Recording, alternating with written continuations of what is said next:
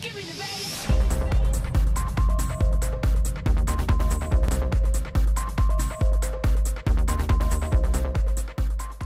and welcome to DS Personal Training School.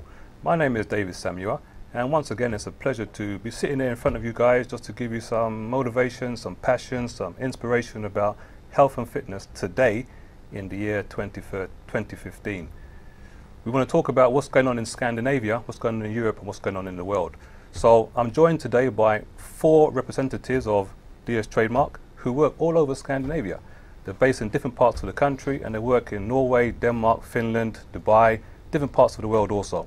So I want these guys to introduce themselves to you one by one and give you their experiences and obviously their thoughts about health and fitness.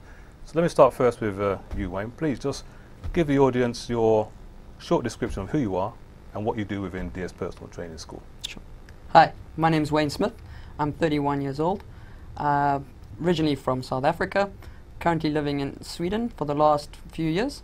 Got 12 years experience in the training industry in various sectors, and I'm the CEO of DS Trademark in Stockholm. Okay. Rebecka, please share with the audience who you are and what your role is within DS Trademark. Yes. Hello, my name is Rebecka and I'm 23 years old, and my background is with modern pentathlon, with competing in the national youth national team, and my role in DS Trademark is that I'm the Vice CEO in Stockholm, and my passion is to be able to offer knowledge to people about health and fitness in the way that I got taught, and which I really appreciate and love. Sitting alongside you, you have Dehn. Please share with us who you are and what you do within DS Trademark. Yes, hello, my name is Dehn. I'm 28 years old. I'm the CEO of DS Trademark. My background is from sports. I'm a former footballer who unfortunately had quite bad injuries, but fortunately they led me into this fitness industry where I can still work within health, sports, fitness. And that's my passion in this industry. All right, and last but not least, with a full head of curly hair, you have Isak. Please tell us what you do and what your role is within. Yeah. My name is Isak. I'm 26 years old, a CEO of south of Sweden. My background comes from weightlifting and powerlifting in the Swedish championships, and that's also where I found my passion in this industry. Okay, great. I mean, we're going to go into some specific questions during this program. We're going to talk about the role of a personal trainer today in 2015, what demands are on that particular person, the responsibilities and the level of performance he or she must attain to become a successful personal trainer, and that means changing people's lives. So my first question to you guys is this, basically. I'll start with you, Isak. Yeah. Give me some more details, as for example, like you're based in Skåne. How is the fitness industry in Skåne today? The fitness industry is growing really, really big. Okay. I think there's a lot of potential in Skåne. We need to find the potential and try to find those people who are passionate about it to get them working with what they love. I mean, as you said, the fitness industry is growing, yes? So more and more, does that mean more and more people are training? More and more people are training, more and more people are getting knowledge about why they should train. Okay. Why it's so important to stay healthy. Okay. And the benefits. Okay. Okay. And staying focused and finding goals, not only in the fitness industry, but also in life by using the training. All right, all right. I mean, Wayne, if I come to you now, I mean, you've been living in Stockholm or Sweden for like the last 1 year. You're coming from South Africa. Is that correct? Yes. Yeah. Which city in South Africa did you? From Johannesburg. Johannesburg. Oh, right. So I mean, how do you see the comparison between what's going on in South Africa and what's going on in Sweden, for example, especially Stockholm, the capital city? Sure. Yeah. If you look at the South African industry in training, they have a background from England. They're using the British system. Okay. So the the industry is really big there. All right. The personal trainers have a very high success rate. Okay. If you look at Scandinavia, it's much lower than the rest of the world. So When you say success rate, just tell me exactly, emphasize what you mean by success rate. if you look at the amount of people that actually have personal trainers in the gyms in Scandinavia, it's between 6 to 9% on various gyms. You mean the membership who are buying, you mean? Members in the gym that are actually buying PT sessions Okay, with okay, PTs. okay, okay. And if you look at South Africa, in Yes. instance, it's around 50% Okay, of the gym. So, and it's much higher than that even in London. okay. London is pretty much one of the highest places in the world with a success rate of people in the gym using personal trainers. All right. And I think that is one thing that us as DS Trademark can really benefit in the Scandinavian areas, is we're trying to get people to have the same knowledge for being able to teach people in the same way to have a higher success rate. Okay, all right. I mean, Daniel, you've been in the fitness business in Sweden now for like, well, at least 8 to 10 years now, yes? Yeah. I mean, have you seen this growth also? More gyms popping up, obviously more trainers, more emphasis on nutrition and stuff like this. I mean, give us a bit of your feelings as to what can be improved. What can be improved? Basically, as you said, the fitness industry has risen, and there's from that there come more jobs, and more personal training has been growing also. But I see that there are still very much left to do when it comes to really teaching people how to train. I think it's fantastic that people nowadays are getting more into movement, but I think also that has to be some more work done with really helping people to move correctly and have fun at the same time, and develop their strengths and techniques, and help them excel in everyday life also. Okay, all right. So Rebecka, you come from a running background, so to speak, and but you're pretty new into the fitness industry. I mean, what challenges do you see? What would you like to see happen in the fitness industry as someone who's just come into it? Just that they understand that they must get the knowledge of, often when you get into something new, then you can often do something wrong, and then you will get injuries that you will never last forever. Okay. So going into a new industry, basically you need to understand that you need dedication to understand what you are dealing with, and your muscles are something that you need to appreciate, like you have to understand them, and you don't want to get injured. So that's basically what I would see, that people must understand, that going into something like that, you need to have the understanding of it. Okay, so what you're saying is that people who are coming to work within the fitness industry, they must understand that this is more than just a 1 hour session or a group training session or 3 or 4 times per week. It's more than just getting a good body. It's more than just going to the gym and knowing what you're doing. It's to actually understand what you're doing, for what reason, and then you can go from there. And it's you're growing as a person, and you're not just getting a nice body. That's not what it's about. It's safety and the understanding of everything you do in a completely different level. Okay, let's talk a little bit about the nutritional aspects of training. Isak, I mean, how important is nutrition to someone's lifestyle? I mean, not just with the daily calorie intake, but in terms of nutrition in total. Nutrition is very, very important. Okay. I mean, people even say that it's 80–90% of your daily activity. I mean, everybody can train 1 to 2 hours per day. But what do you do with the rest of the 22 hours? I mean, it's the health that's on the outside comes from the inside. That's how I usually put it. I mean, if you know what, So for people who are struggling with their nutrition, I mean, what kind of advice would you give them? I mean, with all the information that exists out there right now today. I mean, you should turn to somebody with a lot of knowledge, certified knowledge. Right. Okay. Yeah. And always listen to people that have done a journey. Maybe then you know that this works or this does not work. Okay. Yeah. Okay. Daniel, let's talk a little bit about the mental training side of the fitness industry. Yeah. I feel that it's lacking, that we focus too much on the superficial, Yeah. you know, the exterior.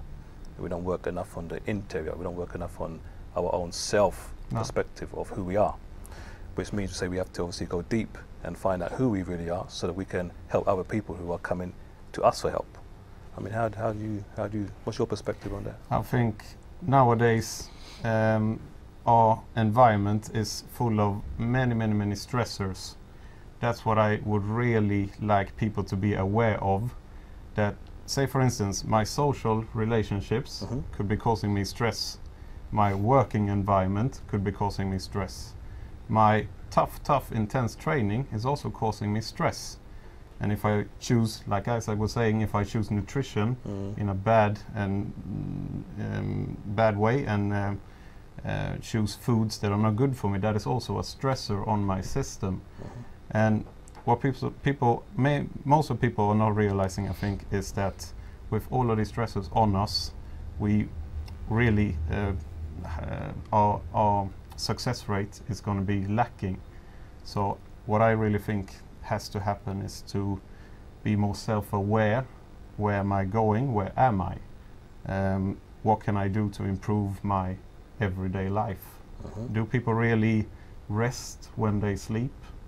Do people really sit down, have time to reflect over how good of an environment they are living in, over the possibilities they have around them all the time? Okay. All right. I think people are, as you said, more egotistical and focused on the superficial side of the persona, less on the interior. And if we can tie those together, the mind, the body, and even the spirit, I think that we can help a lot of people to reach their true inner potential, and not just the superficial potential, the physical one. Okay, well, some good points, some good points. I mean, Wayne, for example, now you, like I said, you're coming from South Africa. You're coming into a region of the world which is probably completely different in terms of mentality, culture, and so forth. I mean, how can you use the experience that you gained in South Africa that is positive and adapt it to Scandinavia and the Scandinavian people? Sure. If I look at South Africans to the people in Scandinavia, in particular, not just Sweden, I find that the people here are very closed off, very afraid of failure for one, very afraid to ask for money, and very scared to take that next step in life. If you look at South Africans, we're a lot more open to explore new things, and I think with the way that we teach, and from my past experience in life, I truly believe that we help people to understand that it's okay to be able to train and actually be able to have contact with people, and to fail is something that you'll grow with, and it's not something that shuts you off. So you need to be able to accept your failures and grow from them, and not let it stop you from achieving in the future. Okay, all right. Rebecka, you have a very interesting story which I want you to just give us the highlights of it. I mean, from that you obviously learned a lot about what Daniel is talking about the power of the mind and stuff like that. Just share with us a little bit about your experience and how that helped you to gain a bigger perspective of life. Absolutely. During that, on the top part when I was competing and it was going well, and I was training for a while in Thailand in a boot camp, and I had a very bad traffic accident when I collided with a truck on a motorcycle, and I suffered really bad injuries, which I had to really have my mental strength to be able to work myself up again. And I hit my head really bad, which affected my both my brain and my sight, which really, it was hard for me to get back into normal life. And but I had to use my strength to not break down, and then I had to recover from that. And then so every day for the last couple of years, this happens 3 years ago. Okay. So since then, every day has been a struggle, but you have to have that positive mind that you can get there. When I saw a picture of a rose and I couldn't get the name Rose out, or I couldn't walk upstairs because I couldn't see, then I just did it. And maybe I did fall. I walked into a lot of things. I was always bruised, but I did it because I wasn't scared of failing. And that's what brought me here today, because now, then suddenly I felt like I can help people, because I was so, like I fought myself back because I had the intention of not being an injured person. So with that intention that I had found in with my passion for life and for athletics, which is something that it helped me. I was training a lot because I had broken plates in my arms and stuff also. And that with that strength, I thought I could inspire people to be able to do the same. Okay. Because that helped me in many, many ways. Okay. Well, we just had a short introduction as to a little bit of how these guys are thinking, a little bit of their experience and their background. We're going to take a short break now, then we're going to come back and we're really going to emphasize the next part of the discussion about the necessity to, if you're going to come and work in our industry, which is the health and fitness industry, it's the biggest growth industry in the world today.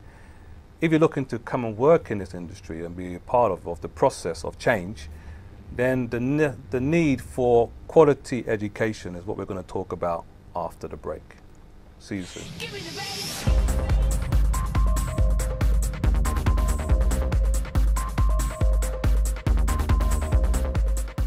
Welcome back. Like I said previously, we're going to focus this next, the second third of this program on the necessity of education. So for those of you guys who are watching the program, I mean, feel welcome to go into our homepage. This is www.dstrademark.se. That will also appear on the screen at the end of the program. So if you have any questions or any thoughts, just contact us and we're here to help you. So just feel free to contact us. Education, I mean, as we all know, is a necessity today. I mean, it's a skill. I mean, you're being taught a skill that you can go out there with and obviously find work and work with your passion. I mean, we all work with our passion, and that's something I really want to emphasize. If you're in a job that you don't feel is for you, don't stay there. Find out what your passion is and put your energy in what you want to do. That for me is the key. That's why I've been able to do this for the last 25 years, because it's my passion. I didn't know I was going to be in it for 25 years. But as I went through the steps of getting to realize the responsibility and also the impact I can have on people's lives, it became my passion. So I really lived this, and this is really what I want to do really for the rest of my life, is to empower people, is to do what we call in our education the 3 E's. Educate people, equip and empower. And that's everything from my children to my students to the guys who I mentor to the companies I do lectures for. Those are the 3 key things I want to emphasize. I want to educate, equip and empower. So I'm going to turn back to the guys again, and I want them to really, give me the insight as educators, as teachers, as leaders, as mentors, as to how they feel their skills can be used to help others. Isak. Yeah, thank you. My personal skills. Yes. I think I have a lot of for example, tell us about your education and what your previous background, what you studied. Yeah. So I studied sports science and leadership. Okay. We go through a lot of leadership skills, what a leader does, what leaders should do and shouldn't do. Okay. If there is a optimal leader or not an optimal leader, how you should work to empower people, to take people to new heights, to take people to reach their goals, to make them understand that nothing can stop them and that they should never ever give up. Okay. I mean, that's the most important thing. If you never give up, you will never quit and you will never fail. All right. All yes. Right. Okay. Daniel? Yeah, how I see my background in education is sports psychology and even a lot of sports injury and sports perfecting movement. That is what I really feel where I can go for hours and just reading, taking in, listening, and since I come from a sporting background, I played football for all of my younger years. That is where my true passion within training arose, where it came from. So that is where I really find joy in reading and excelling. And knowledge, they say, is power, but you also have to use that power, not That's just true. let it sit there. Yep. That is what I always try to get across to people I speak to in any way, not just in educations, but lectures and even social relations. You know, to really, if you have the knowledge, you also have to use it because it's no good just sitting there. Exactly. It has to be used. That's the truth. Then it's only then it's a strength for you. Exactly. And if you can reach out to other people with it, it's not only good for you. You're also doing something that's very helpful and useful for another person. Okay. Wayne? Yeah, I mean, with my experience, I started racing motocross from a very young age, from 3 years old. At 4, I was South African champion. So really started young with sports. My dad always pushed me to excel, and it was something that I really had a passion for. Was motocross. I raced professionally in Europe, but during that time, my father wouldn't let me go out. Before that, so I actually did my degree during school time. For the last 4 years, I actually became a electrical engineer. My last 4 years of school. So by 16, I'd finished school and done my university degree. But yeah, so my passion was in motocross. I went overseas. Fortunately, broke a lot of bones racing in the World Series. So I changed that when I came back. I started working in sales. So sales and marketing was a really great background for me. And I think in our industry in particular, it's a very, very important area is the sales, which people overlook a lot because you can be as good as you want to be in training, and you can be able to help anyone you can, but if you can't actually sell yourself, you're not going to be able to teach anyone. So I really enjoy that part of our business, and I really love to help people to coach them into how to become good in sales and marketing themselves. All right. Okay. I mean, we're in 2015. We're seeing more people train and exercise, but yet we're seeing the health statistics being more and more negative. Whose fault is that? Anyone? Daniel? I think a lot of, if it's whose fault it is, I think I blame a lot on technology, modern day technology. Because we have our kids who not really, when I was young, all we did was go out, play hockey, play football, run around in the forest, climb mountains, everything.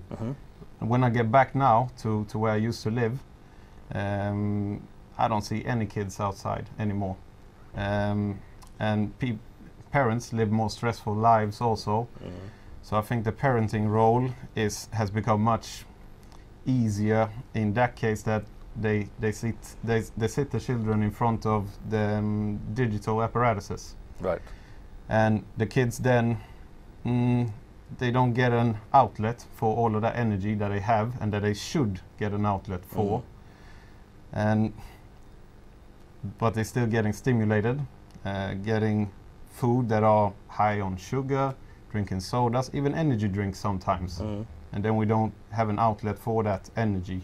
And then they are supposed to perform in school, sit still, be focused. That's quite hard for a young kid that hasn't even had a natural outlet for weeks, months. Sure.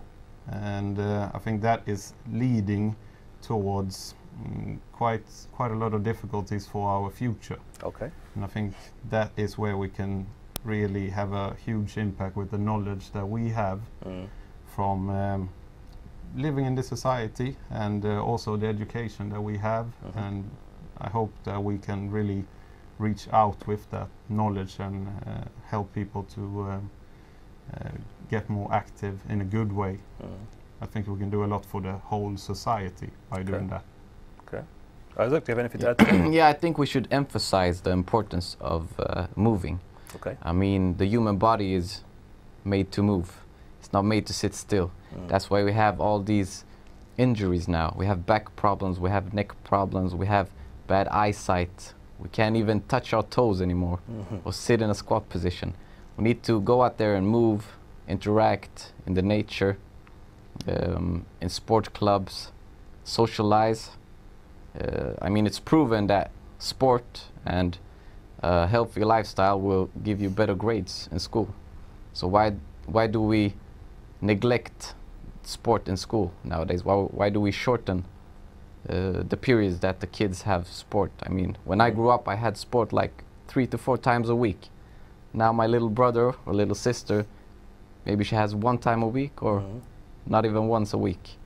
I mean, and then they come home, sit on the computer, as Daniel said, and don't get that physical activity, physical performance that they need to have each and every day, according to my opinion. Okay, Rebecka, do you have anything to add to that? I can basically just agree with what they're saying. Today's society is more working with the brain than working with your body, and just the logical part of that, why don't you just combine that? Use your brain and your body at the same time, and that's having knowledge in training. So that's quite an interesting way of switching it around. Okay, Wayne? Yeah, going away from what they're saying, I think looking at the marketing side of things, I think the industry with fast food and has grown so much as well. So in the past, you had to eat healthy because that's all there was, and the further we go in, the more junk food there is available, and it's so easy for people just to stick in a fast food thing that takes 2 minutes to warm up, and they have no idea what's in it. And these companies make these things and they put whatever in it that's not even actual meat. So I think to have an understanding of a healthy food system and and to combine those two as well is really great. Okay. So where should the education process, I mean, just sitting here as educators, where should the education process start? Who should take the most responsibility? I think that the process has to start with really young people and to try to form their minds into living an active lifestyle. And then obviously it's hard to tell that to an 8-year-old and have him understand fully what we are meaning. It really has to go into the parents and that sector and help them find ways. How can I have my child being active so that it lets off this extra steam, eat healthy, and also when they do that, they're more able to concentrate in schools. Performance will be much higher in both theoretical things and practical things, because they educate themselves much better when being focused, concentrated, and having let off all of this steam. So I think it really has to start with young people, form their minds into having an active lifestyle. Okay. Wayne? I think it has to start from home. All right. I think people have forgotten about the healthy life, and well, at home, who should be the educators? The parents. All right. Your parents. I think it starts there. Okay. I know we've had a discussion in the past where when you look at people and succeeding, and unless you've broken your back or something, you look at everybody in today's day can walk. So if you look at children, they start with looking at their parents and looking up to them, and they want to be like them, so they try to get up and try and walk every day. They take a step and fall over. So that's their role models, you know, and they do what their parents do from a small age. So if you teach your child to follow that way, that's what they're going to do. So I think society in general has forgotten about it. And, so it definitely starts from home. Okay. Isak? I agree and I kind of disagree. I mean, even if it starts at home, as you say, but how much is your child actually at home? I mean, they start going to kindergarten, from a very, very low age, maybe probably from the age of 1. 3, 4, even younger. 3 or 4, I mean, and then they start going to school. That's right. I mean, I'm going to tell you, they're going to listen to their friends and to their teachers rather than listening to you. I promise you that. So I think that focus should be in the society, in the schools, in enlightening the children, the young people, how to have a healthy lifestyle, how to understand why we should choose one thing and avoid another thing. But of course we should, as a parent, as a mentor, teach our children to do the right way. So what we're saying in Brinkhall is basically that it comes from three, what we've said so far at least, three different sources. Yeah, parents, teachers, and society. Yeah. Yes, Rebecka. I would say that it's also very much up to the individual itself to be able to. Many people, like we see everywhere, that it's coming up, the health conscious is coming up, absolutely, side by side with the very unhealthy parts, with the fast food industry.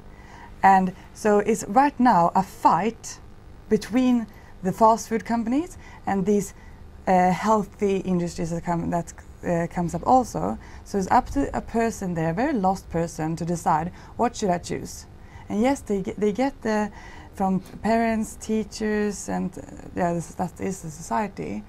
But I think you must make people feel like you have to empower them to feel strong to make the better option than to make the bad option. But hasn't that before they get to that stage, if they, like Wayne is saying, have the right empowerment from home, and like Isak is saying, they have the right empowerment from the school and from the environment, the friends, then when they get to make their own choices, they should be pretty clear cut. But yes and no. I'm just saying from the way that I'm thinking, like for personal thinking, that yes, my mom can say that no, you should not have sweets. Then my friends say, oh, let's buy a bag of sweets, and then it's like, okay, now I'm confused. But now knowing what sweets does in my body, that's when I can say no. When I know the impact of what the bad things are actually doing to me, then I have the strength to be able to do the healthy option. So I think the solution in the society today would be that people have much better knowledge about what it does to you, not just what you should and shouldn't do, the actual knowledge about what it does. Okay, I understand what you're saying, but I mean, that's where it comes to education. Yes. And that's what these guys are emphasizing, I believe, that if the teachers are educating the students effectively, that when they have those choices, they know what's right and what's wrong. If the parents are educating the kids from a young age, because we are the first educators, then not the student, but then the child knows what's right from what's wrong. So when they come to have to make those choices by themselves, when they're at an age when they can have more free will, they know what's right, what's wrong. That doesn't mean to say they'll make the right choices, but at least they know what's right and what's wrong. Yeah. So that's why I'm saying, where does the education process start? Before they get to that point where they make their own free choices, there is a process of leadership. Yeah. And that's the thing I want to focus on in the third part of the program, is leadership, basically. So we're going to take a short break, and then we're going to come back and we're going to talk about leadership today in 2015. See you soon. Give me the bass.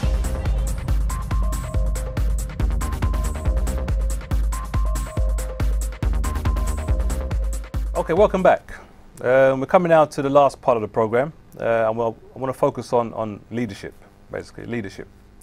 We are suffering from a crisis of leadership in every aspect of society: the home, the workplace, the schools, and definitely in the health and fitness industry. So leadership is what I want to focus on, and when we have students in our schools, we really focus on leadership as part of our curriculum. The emphasis on great leadership skills. So when I turn back to the guys now, I want them to give their perspective as to how we as educators can become better leaders. Isak. I mean, what is leadership? I mean, it's a very broad word. I mean, leader for me may not be a leader for you. So we need to actually know what a leader is to follow that leader. We need to know how to become a leader, how to teach somebody to become a leader, and what's included in the leader package to make that kind of impact you want to do on a person. Give us some examples. What do you think? What do you want? No, you give us some examples as to what you feel is will make a good leader in our industry. In our industry, health and fitness industry, is yes. a leader who is very, very humble, has a two-way communication, and is very adaptive. So can adapt to different situations and learn from the students or learn from people around, not just think that they know everything. But I think it's more about give and take and show the way, take somebody to a higher place than they thought they could get. Okay. Yeah. All right. Daniel? Yeah, I really think when we speak about leadership and when I ask someone to please tell me what are some great leadership characteristics, then it's quite easy for people to say, okay, it's good to be firm but fair, it's good to be positive, it's good to be humble, it's good to lead with example and all of these kind of things. But where I think that people stop there is that they don't really think, what does it take from me to acquire all of these characteristics? It's very easy to say that these are really good characteristics, but I think people stop short of really going into what it takes to actually acquire the characteristics. Okay. Obviously, I feel like we need to be quite firm but always fair, and when leading someone, if we instill some kind of insecurity in a person, they will probably not be able to reach their true inner potential. So I always feel one of the greater characteristics for a leader is to be quite firm, but also always be fair, to instill the safety and awareness in the person to be able to reach the inner potential. Okay, all right. Wayne? Well, for me, I would say it's to have a passion in what you do. If you look at in the past, the great leaders, they really truly believed in what they did, and that's how they got people to follow them. So I would say you really got to have a passion for what you do. Shouldn't like what you were saying earlier. It's try and do something that you love doing, and that way you will have a passion for it, and people can feel that energy from you, and that way you can actually be a role model. And to be a role model is when you can have people that would definitely follow you, and if you live what you teach, then you're definitely on the right track. Okay. And Rebecka? I would say be who you want to be and use that to your advantage. So like you want people to be towards you, like when you ask for what a leader is, then it's a good person, humble person, someone you can look up to. If you just use all of those characteristics, yeah? Yes, and then you use it to your advantage to actually creating something. Not just be that is not enough. You have to create something out of it. So that's the part I think people sometimes miss. That you can't just be that person. You have to create something out of it to make it useful.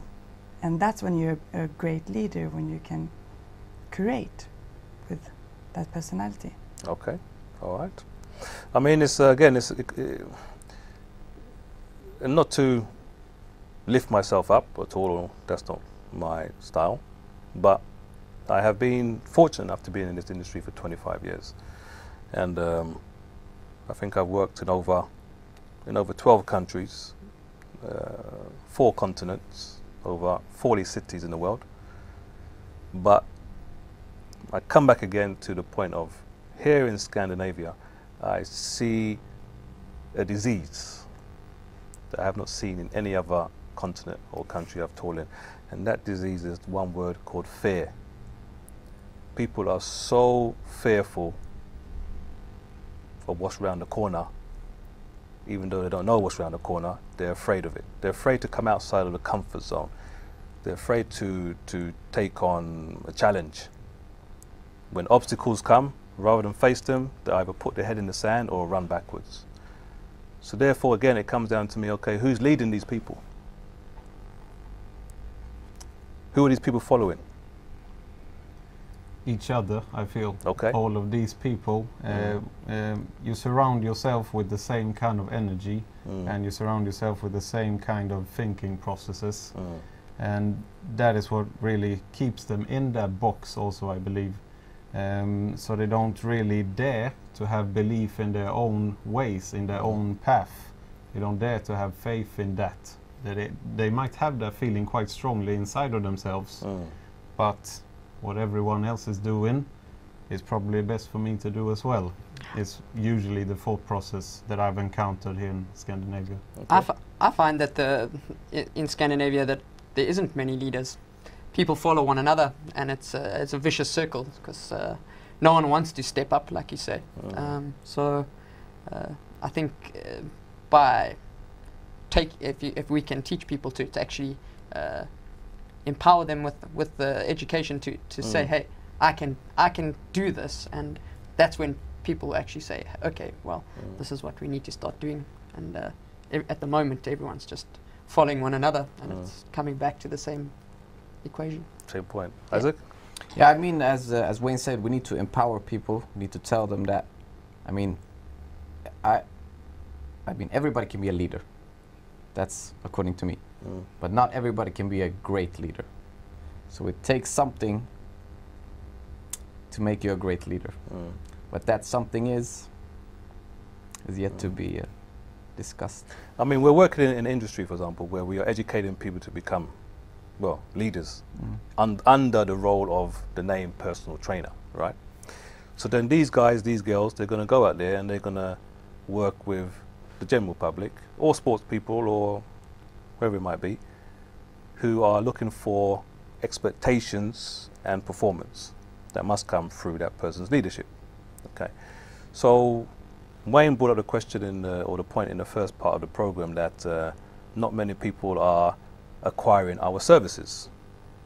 Yeah, so we're obviously not changing many people's lives, which is what a personal trainer's job should be, is to change and transform people's lives in terms of increasing their performance. So as educators, we need to get that message across to our students, who then will get the message across to their clients, and then you have that tidal wave just building up all the time. So I feel that you guys, okay, let me put it this way. I'm the present. I'm the present. I've been doing this for 25 years. I'm the present. But you guys are the future. You guys should be, I'm 43 years old. Yeah, you guys are not yet, apart from Wayne, who are all under 30 or 30. Wayne's only 31. So you guys should be doing this for the next 15 more years, at least. So you guys are the future. 15 years time, man, I should be there smoking a pipe. Yeah, sitting down in my armchair being a grandfather.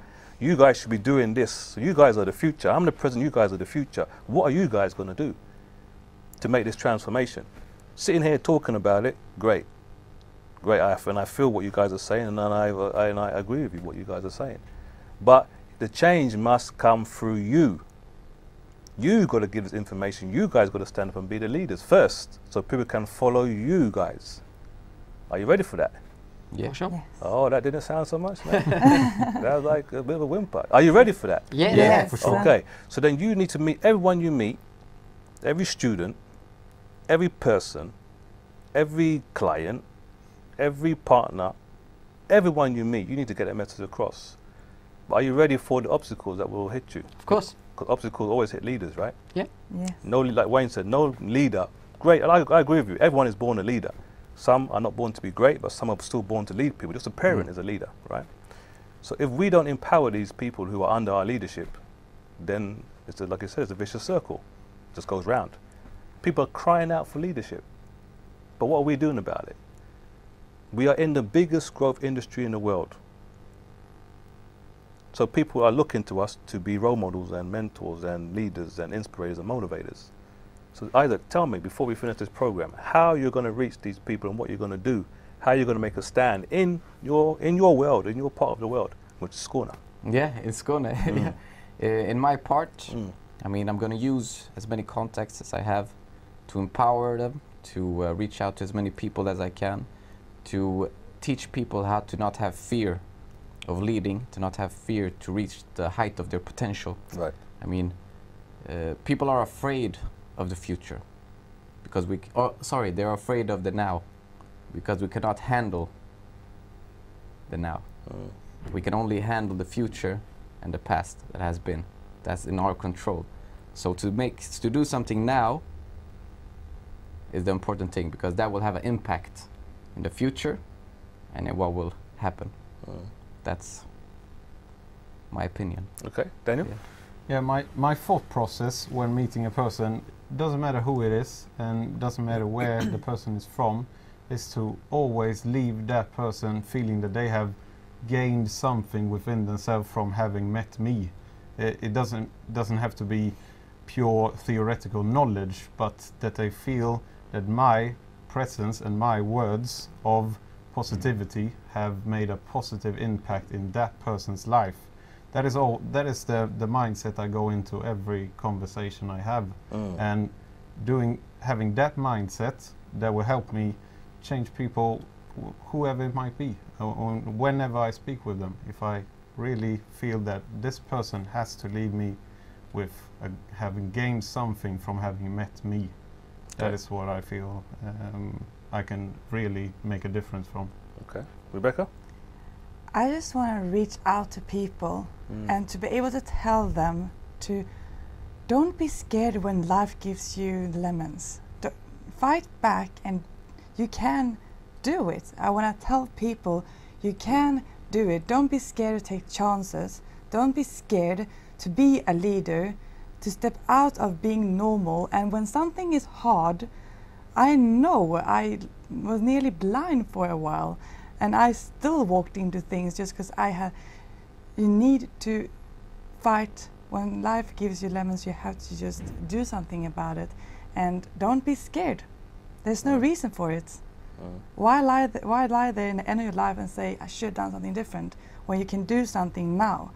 So that's what I'm going to tell people every day until they understand. Until I can, because I do see people that get inspiration and they do something about it, and it's amazing. And I'm going to continue doing that until I'm lying there and being finished. What? I think for me it's to make people realize that they have got potential within themselves.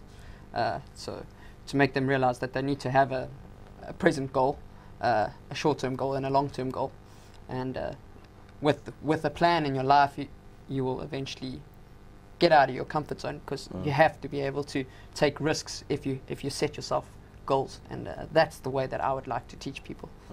Okay. I mean, there's two words that come into my mind as we come towards the end of the program, basically, and that is one word is extraordinary. Why do we have a word in our dictionary called extraordinary?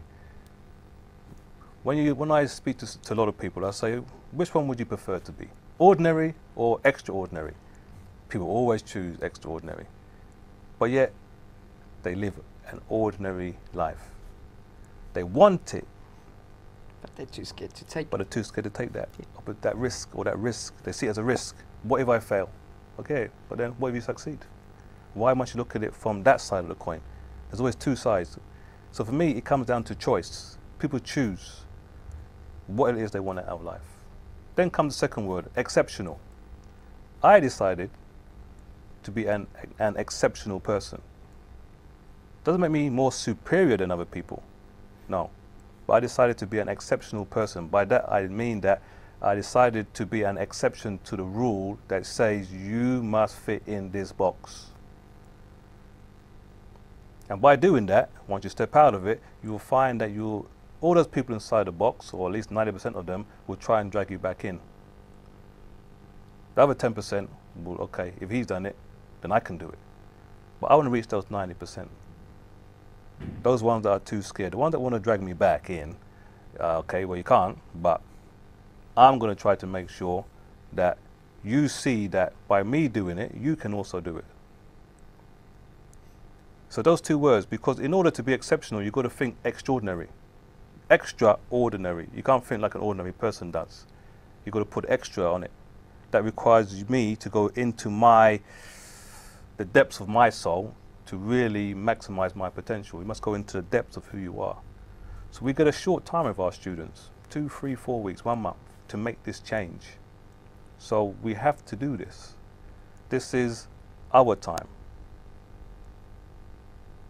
So Isak, Daniel, Rebecka, Wayne, give your last words to the audience. My last words is don't be afraid to fail. Fail only stands for first attempt in learning. You have to learn in life to succeed. My words that I want you to take with you from this is to have faith in your abilities and believe in what you can accomplish. That is my final words. With extraordinary and ordinary, like we're speaking about now, I think that has a lot to do with comfort, and that people sometimes choose comfort even though that's not what they really, really want to do. So yes, it's good to be comfort in your life, but be there to step out of the comfort zone, because that might bring you more happiness in life. That would be my last word speaking about that. From my side, I would say people need to take more risks. If you look at any great person, like Richard Branson, they've all been high, lost everything, and come back to greatness.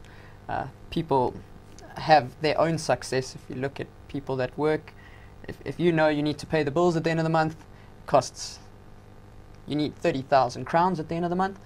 People get there, but they don't think about how much more they could have. So yeah, just to think outside the box. Okay. Well, we've come to the end of the program right now. I hope you guys have been inspired and motivated.